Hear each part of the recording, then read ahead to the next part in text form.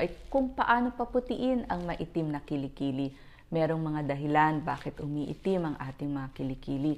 Isa na po dito ay ang matinding pagkuskos sa ating kilikili kapag tayo ay naliligo. So iwasan po natin dahil nakakaitim yon ng ating balat.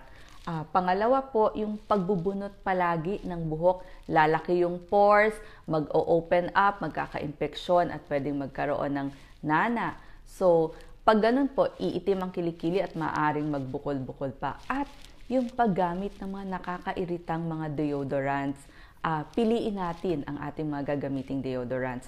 Ang mga dermatologist po ay may ipinapayong mga paraan para maiwasan ang pag-itim ng ating kilikili.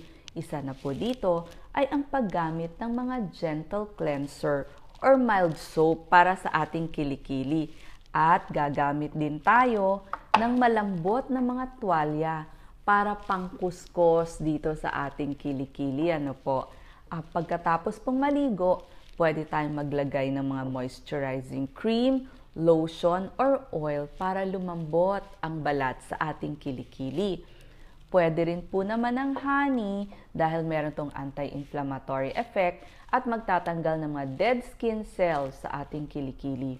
Ang mga dermatologists, meron silang nire-reseta yung tretinoin o retin A cream para pumuti ang ating mga balat sa kilikili. At pag tayo ay pipili ng mga deodorant, piliin natin ay yung alcohol-free, yung mga pure na deodorant para hindi mairita ang balat sa kilikili.